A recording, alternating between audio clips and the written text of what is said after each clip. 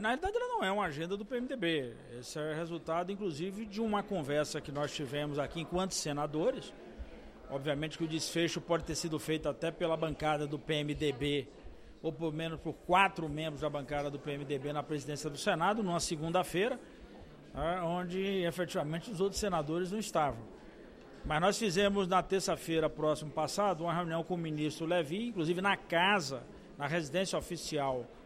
da presidência do Senado da República, onde nós discutimos com o ministro Levi o que seria, na nossa opinião, um conjunto de propostas que a gente pudesse efetivamente cuidar do Brasil. Não discutir matérias que pudessem salvar esse ou aquele partido, ou discutir matérias que pudessem se relacionar, por exemplo, com as questões que estão, inclusive, fora do alcance do Senado. E travamos com ele um debate sobre 4 pontos. O que trata da questão das finanças e tributação, ou seja, a questão fiscal e tributária, a questão da política de crescimento, portanto, uma política de incentivo, uma política de atração de investimentos, uma política para a área de infraestrutura, até questionando, inclusive, o próprio plano de infraestrutura que foi lançado no dia 9 e 10 de junho, em que nós levantávamos, inclusive, a necessidade de uma ausculta maior,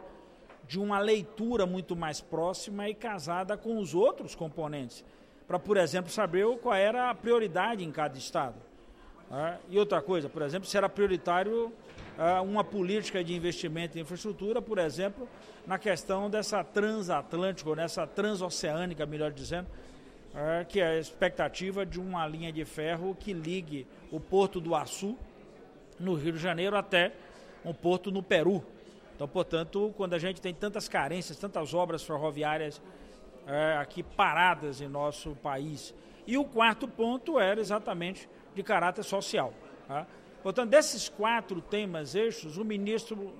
Levi ficou de nos entregar na segunda-feira, portanto, no dia de ontem, uma proposta de pontos e temas que deveriam ser rebatidos aqui no Senado, para aí sim compor essa Agenda Brasil. Então, portanto, eu acho que é importante. Não sei se 28 temas, porque aí eu também acho que termina ficando muito longa a agenda para a gente dar vencimento até 31, mas eu diria que era importante agora a combinação dessa Agenda Brasil com os outros 3 pontos que nós estamos discutindo no Senado da República, que são a questão do repatriar recursos,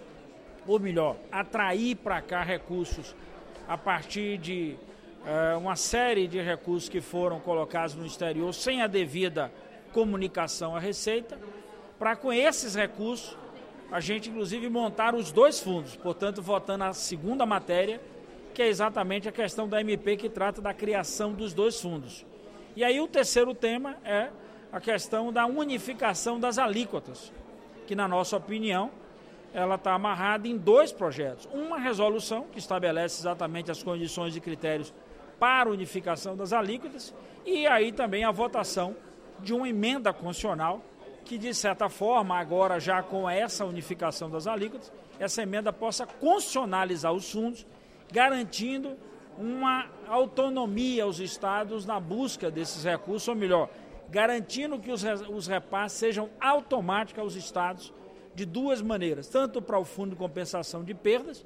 portanto, repondo as perdas, quanto para o Fundo de Desenvolvimento Regional. Portanto, acho que essas matérias compõem, na nossa opinião, o que seria uma política efetiva para a gente apostar no crescimento